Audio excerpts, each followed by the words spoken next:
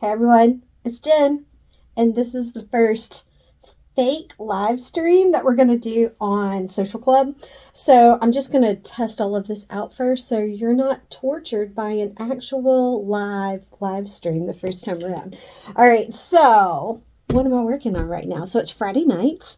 It's just after 5 o'clock. I have finished working at my real job, my job that actually puts money in my bank account on a regular basis and pays my health insurance and stuff. So so I finished my work for the week. It's been a really long week, and so because of that, I have a Hopium IPA, which, if you don't know this beer, it's a North Carolina beer. It's delish. All right, so I'm about to crack one of those open. My husband is a high school teacher, and this was their first week back. The students don't come back till Monday, but they were all going out tonight to a bar, so he's out of the house. So it's just me and the old dog who's sleeping on the floor, and I can do whatever I want to. So here I am with you guys. Okay, I should take a sip of the beer since I opened it.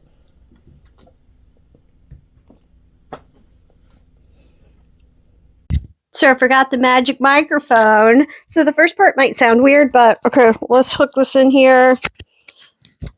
And now I maybe won't sound weird. And if I walk away, you'll still be able to hear me. So what's going on tonight? This is a really weird angle. I think I should set this at a higher level the next time I do this, or maybe now. I need to find something to set you on.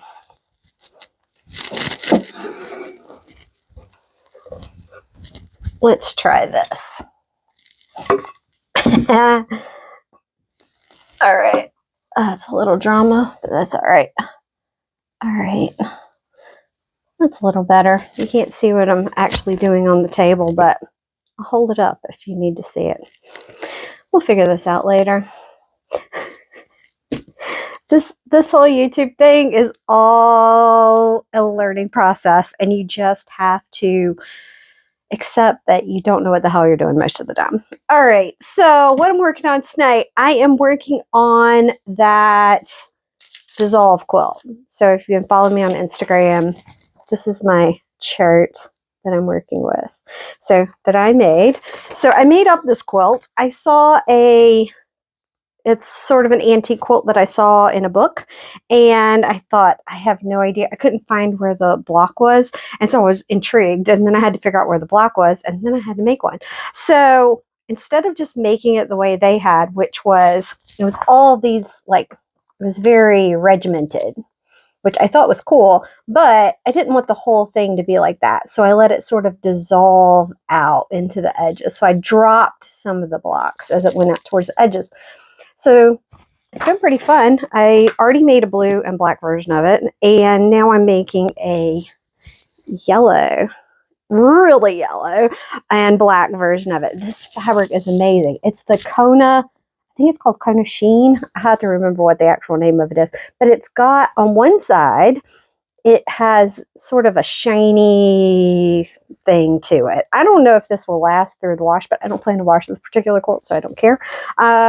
It's pretty cool looking fabric, and the fabric itself is really bright yellow anyway, so it's like highlighter yellow with shiny on top of it.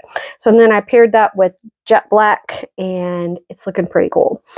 So I am almost done with it, actually. I have done, so I'll show you on the chart. So I've done all the middle, and now I am sewing the sides. I've done all 4 of the sides, the corners, and I've done those 2 because this is all on point. So I have done the middle part here square, or as a big rectangle, and then I'm sewing the corners on, because that's a much more efficient way to do an on-point quilt, by the way. If you have ever just tried to sew them in long ones this way, it's really annoying.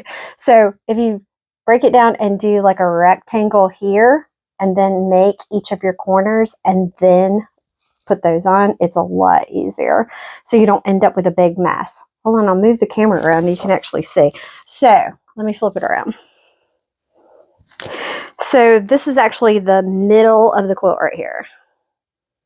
It's draped over my table. And then that's the left side of it that I've already added the corner onto. So if you're looking at it this way, I have made this part. That's what's on the table. And then this is the other corner that I'm about to add onto the side. And then if you look over there up on the wall and it's blowing around in the breeze, I have an air vent up here, and I did not consider that when I made the design wall, but it likes to blow things off the wall. All right, so that's the right-hand side over there, or the top right corner. There is the bottom of the quilt, and there is the top of the quilt. So I cut my my setting rectangles, my setting triangles, all too big on purpose. So that way, if I didn't quite get it right, I can cut it down later and I don't have to worry about it being weird. So that's what's going on here. Let me flip it back around. We should. So Curtis is feeling pretty good today. Hi, Curtis. He's an old dude and he can't always there's a lot of stairs that he has to get up here with me. But that's his favorite place to hang out. So I am really glad he came and joined me today. So maybe we should do a tour while we're in here. I know I just spun you around. Sorry if you felt sick. All right. So there's Curtis and there's my door. So let's walk around this way. There's Legos. There's Legos everywhere. There's a bunch of random notions and stuff in this cabinet. And there's an extra beer waiting for me over there. And I have this table. I have these weird dormers in here. So this is a room that is above the garage. It's a big garage. It's like an extra double size sort of thing. So I have a lot of room up here, but it has, as you can see, weird slopey ceilings and these dormers. And they're very small and you can't really do anything. So what I ended up doing in this one was I found this. It's a folding table and I put stuff on it. And then, my Cricut lives back here and random stuff I need to get to, but it's not really important. But underneath that table, that's where I store all my batting and all kinds of random stuff like that you don't have to get to on a regular basis, but you can just sort of shove it in there so you can find it. So let's see. This is unsorted scraps. So I have 2 bins of them, and when it gets full, I'm supposed to sort them, but I've been putting it off. It's almost there, right? So I'm just kind of like mash on it so I don't have to sort. I have a bookshelf here, and I have this like tray thing that I bought at, I think it was at Michael's at some point. Anyway, it's nice. You can keep random things there. This is where I actually sort my actual scraps. So they're sorted by color. So when I will manage to get that into that, it'll happen eventually. So this is just a cart. I got this from Michael's, and then I made this cover for it because I like all my fabric. I get a lot of light in here and I'm always worried it's going to fade things out, so I do that. There's like a random pop-up table back here. There's a door back there into the weird crawl space, and I do have things back there, but they're things I clearly never need to get to. But everything here is on wheels. That table, this table, that cart, everything is on wheels, so I can roll it all away and get into that little storage space in there if I need to.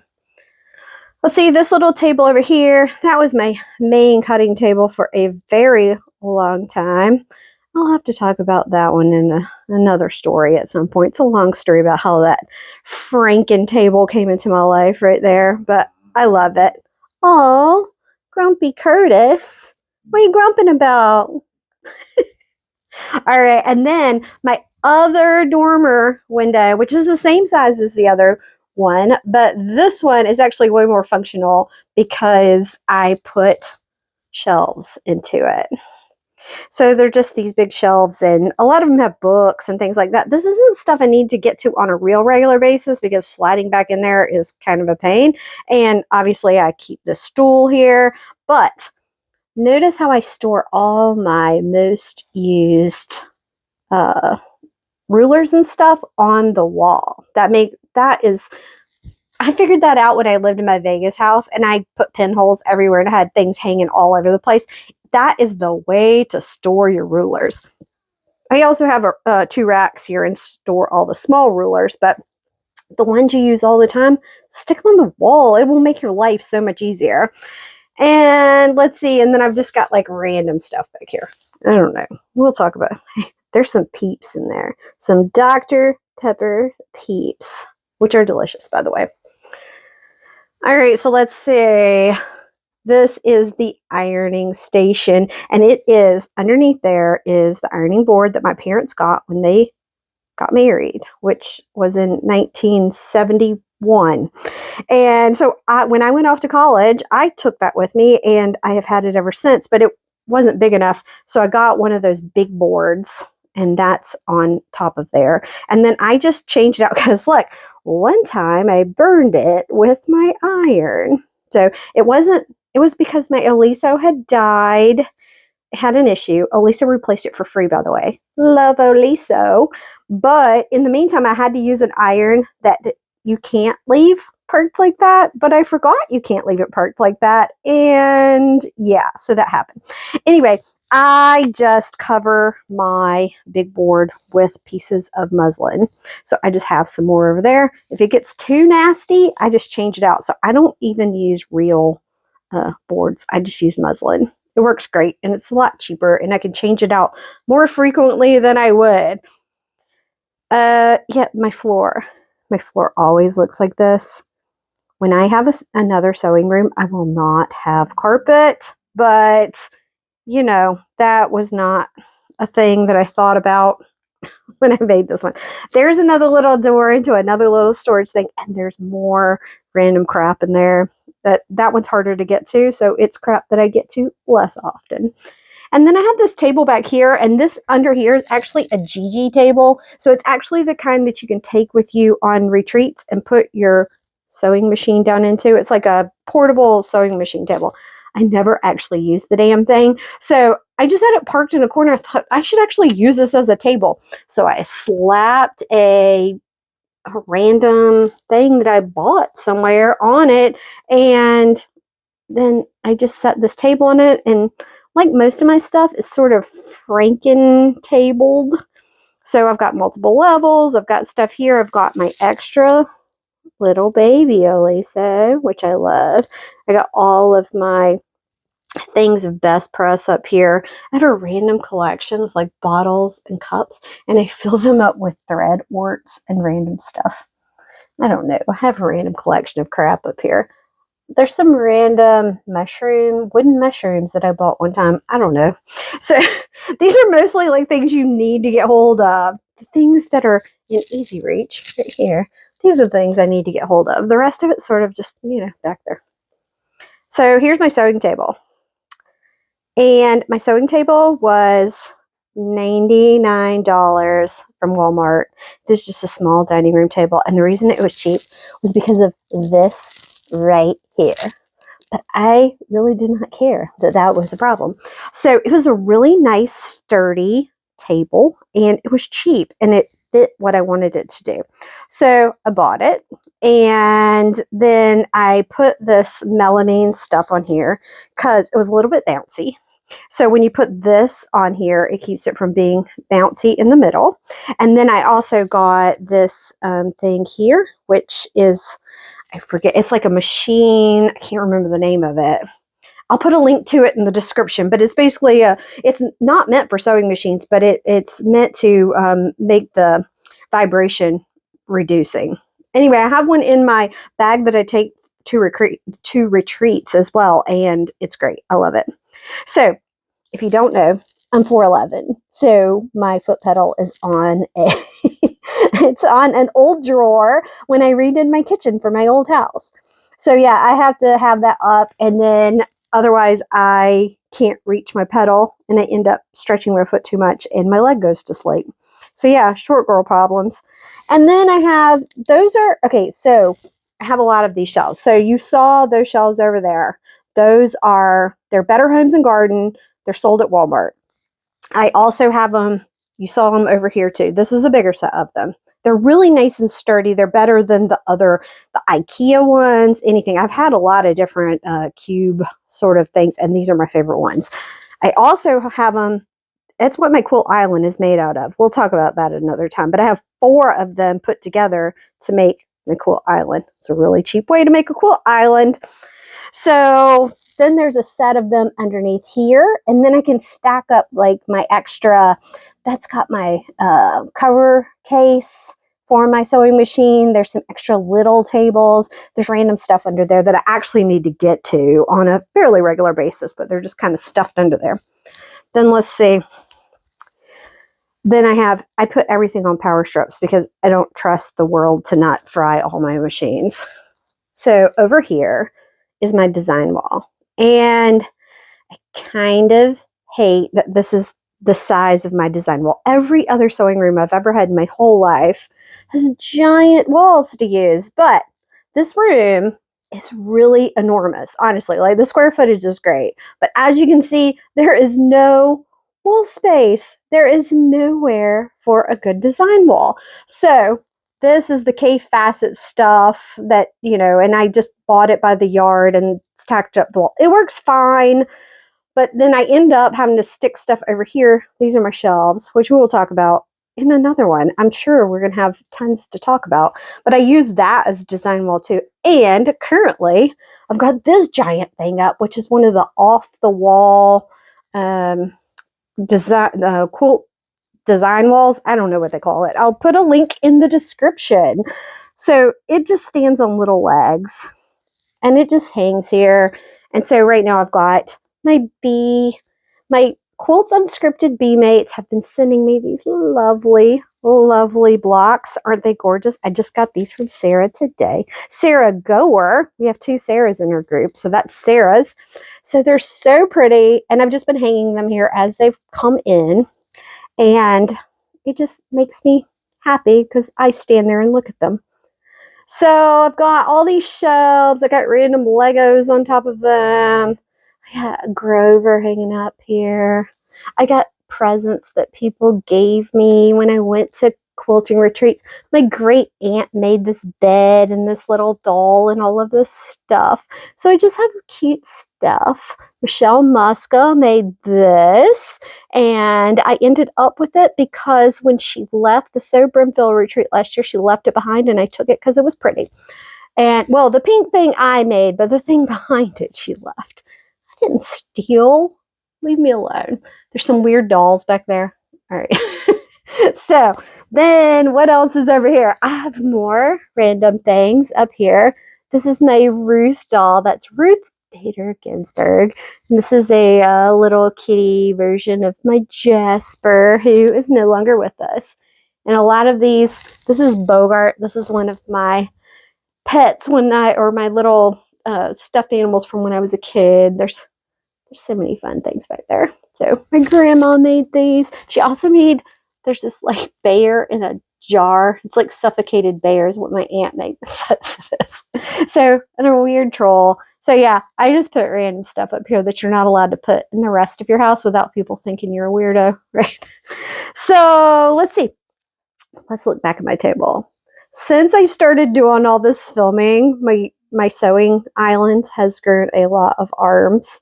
So when I'm filming stuff overhead for the Quilty Life, that big silver thing, that is the one that holds my camera above it so I can see. There's lots of lights. This is the thing that I put in when you first came in. You were sitting on this little red thing, and you'll get back to that eventually.